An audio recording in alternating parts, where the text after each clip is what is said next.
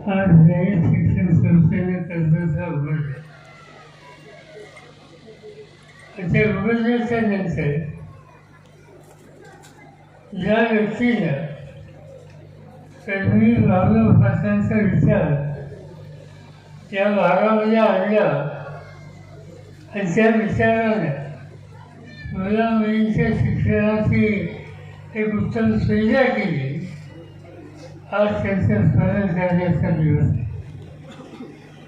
कर्जाचे उत्तम महाविद्यालय दादा फासांच्या नावाने करतो. कधी काही त्यांची माझी भेटली नाही.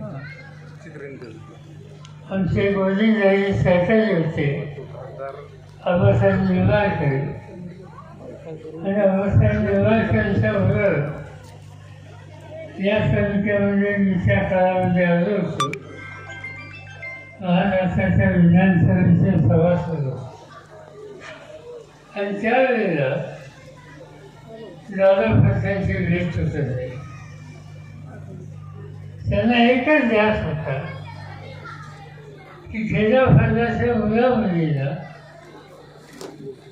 ज्ञानाचे दरवाजे खुले केले पाहिजे. दर्जेदार शिक्षण त्यांना गावात मिळायला हवं आहे आणि तेच काम त्यांनी अखंड केलं. कर्मी बाबूराव पाटील आणि दादा पाटील यांच्यामध्ये एक प्रकारचा जुना भाव होता आणि कर्मी यांच्या कामाच्या संबंधीची दादांच्या मनात असलेली आस्था या दोघांच्या स्नेहानं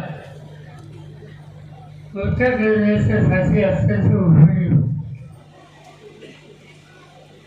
कर्मयोगाची भेट झाल्याच्या नंतर अण्णांनी अतिशय महत्त्व दादा फासांना दिलं आणि दादा फासांनी सुद्धा कर्मयोगाच्या शिक्षणाचा विस्तार करण्याचे जे प्रयत्न होते त्या प्रयत्नाला मनापासून साथ दिली.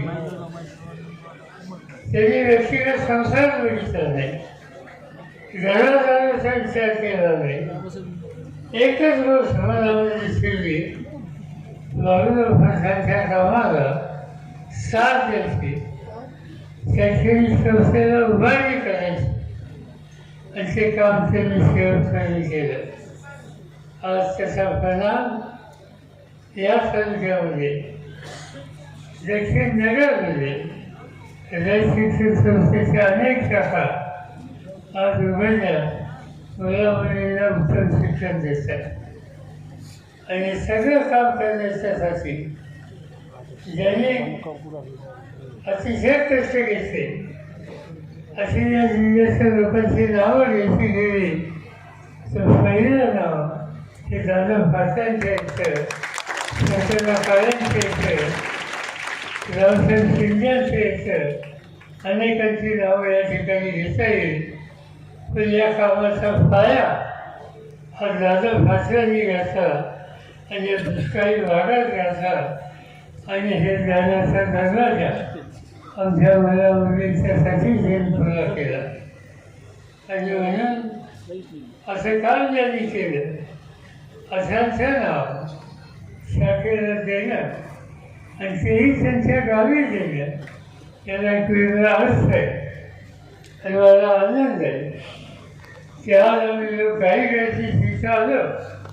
पण जसं देवाशाला काही नवीन वास्तू दादा फासांच्या नावानं बनलेल्या कॉलेजच्या विभागाची नाही आणि कर्जत हे उच्च शिक्षणाचं केंद्र बनलं, तसंच दादा फासांच्या गावची ही शाखा तिथेच त्यांचं नामकरण त्याला एक वेगळा इतिहास आहे आणि तो इतिहास घडवायला तुम्ही सगळ्यांनी साथ दिली, शक्ती दिली, आशीर्वाद दिला त्याबद्दल तुम्हा सगळ्यांचं मी अभिनंदन करतो. हे सुरू केलेलं काम अधिक गुणवत्तेनं आपण मोठं करू.